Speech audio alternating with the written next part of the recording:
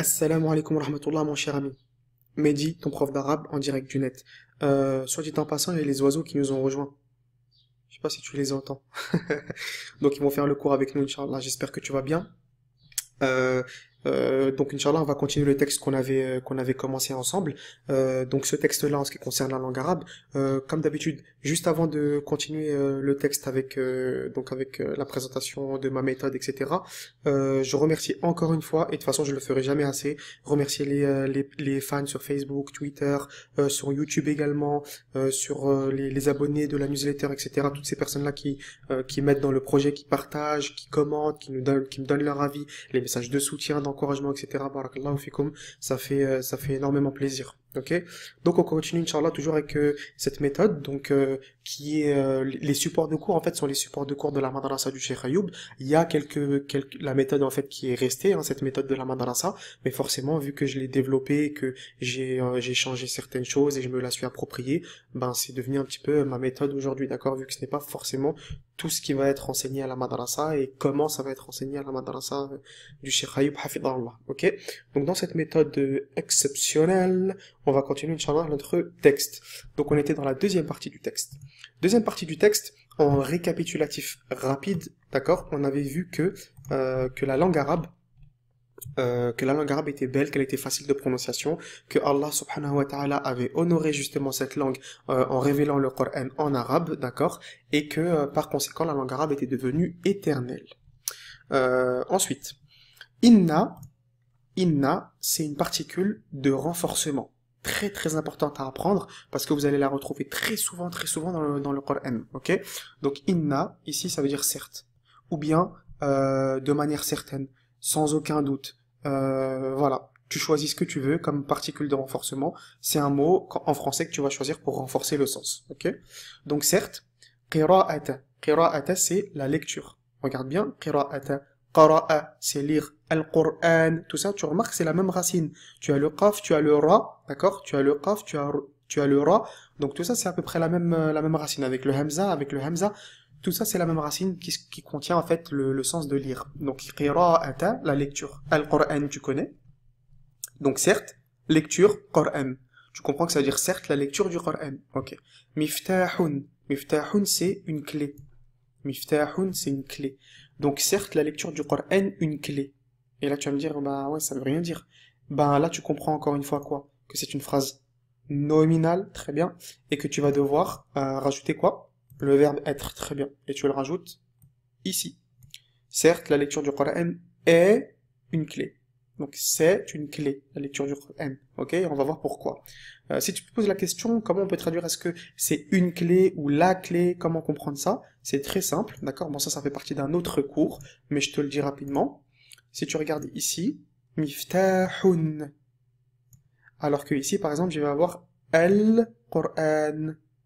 Donc le alif lam, c'est l'article. C'est ça qui va te permettre de traduire en français le, la, les, l apostrophe. Ok? Alors que là, quand tu regardes, j'ai pas dit el miftahu. J'ai pas dit la clé. J'ai dit miftahun. Donc ici, tu vas avoir le tanwin à la fin, le son un, c'est ce qu'on appelle le tanwin, sans l'article. Donc quand tu as le son un, que ce soit un, an, in, peu importe, hein, d'accord? Ici, in. Ici, tu as un. Est-ce que je peux te trouver un exemple avec n? Ici, tu as n. Donc, à chaque fois que tu as comme ça, quand c'est doublé, bah, forcément, tu n'auras pas l'article avant. Et donc, ça voudra dire, justement, une chose, et non pas la chose. Ce sera indéfini. Donc, certes, la lecture du Coran est une clé. C'est une des clés. D'accord? Li, pour. Ça, c'est très important. Tu vas le voir très souvent aussi, dans la langue arabe. Li, qui veut dire pour. Ma'rifati. Donc, ma'rifati, ça, après, c'est un autre mot. Ma'rifati, c'est la connaissance. Ma'rifati, la connaissance. Ahkami, ahkam, c'est un mot qui peut avoir plusieurs sens. Les lois, les règles, les commandements, etc. Ici, en l'occurrence, ce sera plus ou moins les lois. Ok? Allahi, Allah. Donc, certes, la lecture du Coran est une clé pour la connaissance des lois d'Allah. Ça va? C'est simple? Ok. Subhanahu wa ta'ala. Comment on va traduire Subhanahu wa ta'ala?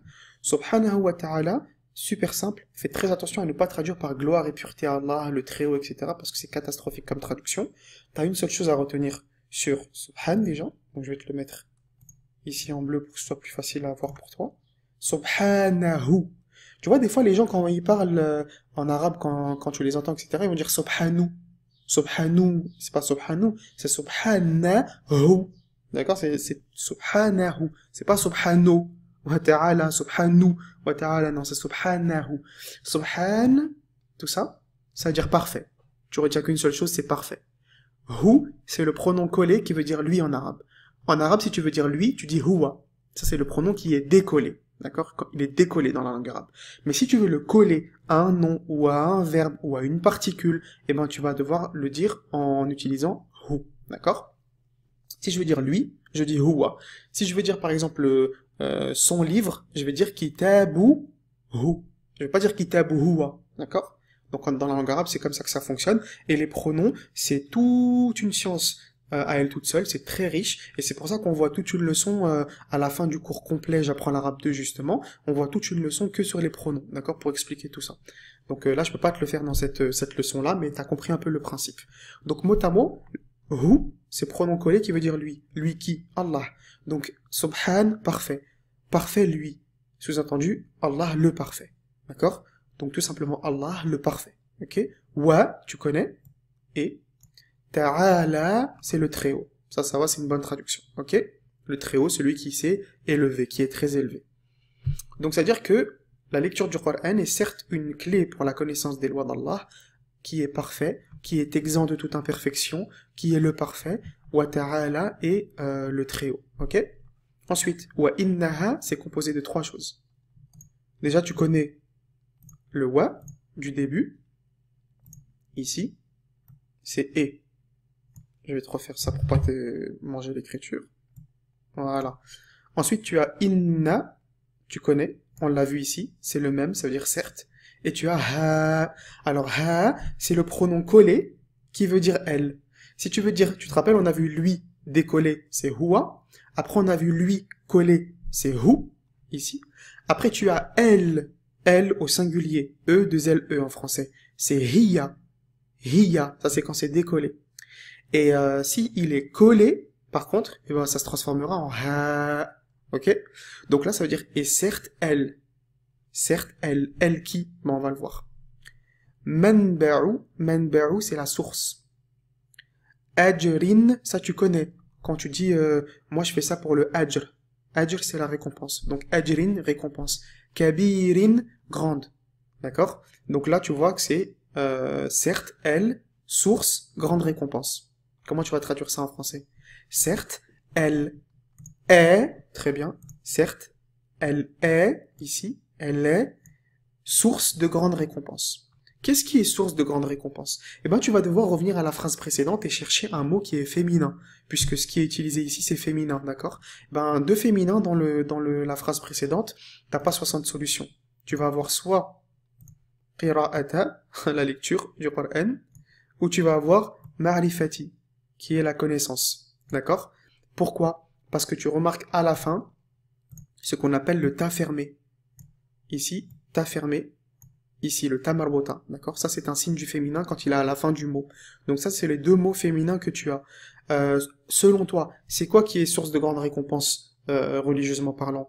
Est-ce que c'est la lecture du Coran ou est-ce que c'est la connaissance des lois d'Allah? Donc les deux sont sources de récompense, ça c'est sûr, mais ici il y en a une qui correspond plus au contexte, et la suite va t'aider à choisir, ok? Donc même si tu as encore un doute, la suite va t'aider à choisir. C'est pour ça que c'est très important de toujours lire la suite en arabe, pour justement avoir une idée du contexte, et de s'aider à traduire, ne jamais rester bloqué dans 2-3 mots, ok? Dans la compréhension. Ensuite, tu as ici, famen. Famen, donc on y reviendra plus tard, hein, de quelle récompense on parle ici. Famen, ça veut dire alors, ici. Donc, plutôt donc, men, c'est qui. Mot à mot, donc qui. Ok? Alors qui. Qara'a, lit, c'est le verbe lire. Tu remarques, ça ressemble à qira'ata, al-Qur'an, tout ça c'est la même racine.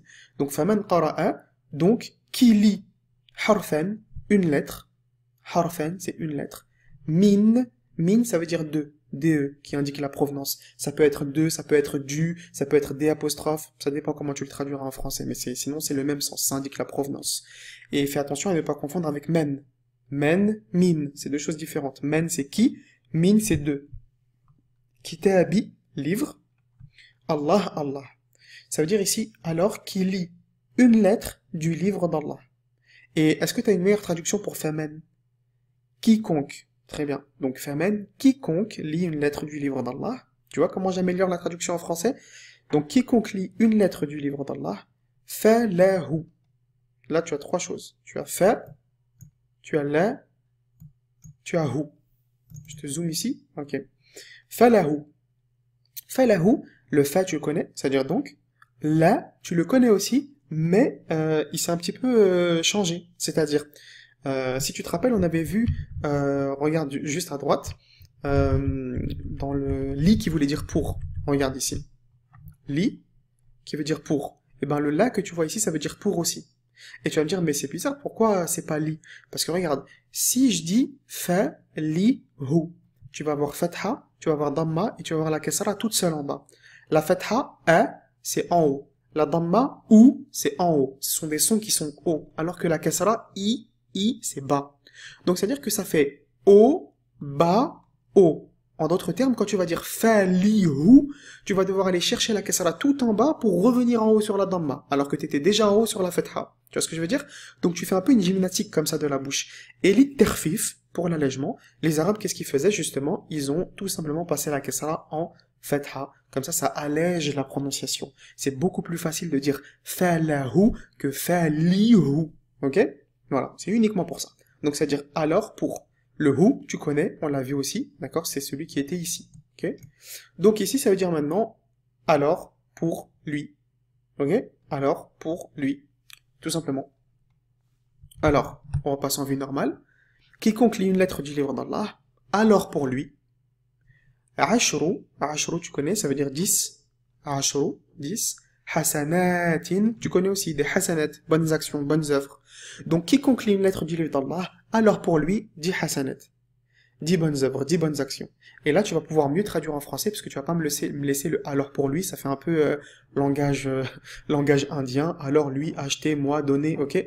Donc, tu vas dire, quiconque lit une lettre du livre d'Allah, obtient 10 hasanat, 10 récompenses, ou obtiendra 10 bonnes actions, ou aura 10 bonnes œuvres, d'accord? À toi de voir comment tu traduis ça. Mais tu vois comment le falahu, ça n'a rien à voir avec obtenir à la base, ou bien gagner, d'accord? Ou bien recevoir. Mais en français, ce sera beaucoup plus correct de traduire comme ça, même pour la compréhension, pour que les gens comprennent mieux, ce sera beaucoup plus correct, ok? Ensuite, pour terminer, on fait la dernière phrase. Al-kalamu, al-kalam, mot à mot, c'est la parole. Al-kalam. Al-arabiyyu, arabe. D'accord?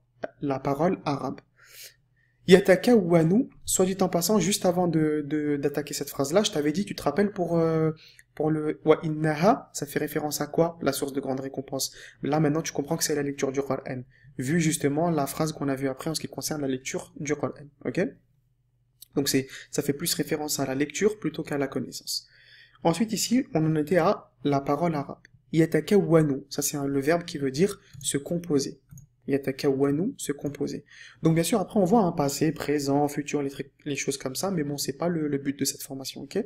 Yatakawwanu, c'est le verbe qui veut dire se compose. Donc la parole arabe se compose. Min, tu le connais, on l'a vu ici, ça veut dire deux. Thamaniyatin, 8. Wa, tu connais, ça veut dire et. Rishrina, ça veut dire 20. Harfen, on l'a vu ici, ça veut dire lettres, tu connais. Donc, la parole arabe se compose de 8 et 20 lettres. Tu comprends en français que ça veut dire quoi? Est-ce que tu vas dire 8 et 20 en français? Non, tu vas dire 28. Donc, la parole arabe se compose de 28 lettres. Excellent. Maintenant, j'ai un petit truc qui me dérange. Est-ce que ça te paraît normal de dire la parole arabe? C'est un peu bizarre de dire la parole arabe. C'est pas la parole arabe. Comment tu vas améliorer ça en français? En disant là, langue arabe, très bien. Donc la langue arabe se compose de 28 lettres, tout simplement. Ok? Ensuite, on te pose une question. Hal ta'rifuha. Donc hal, très important, c'est la particule qui veut dire est-ce que.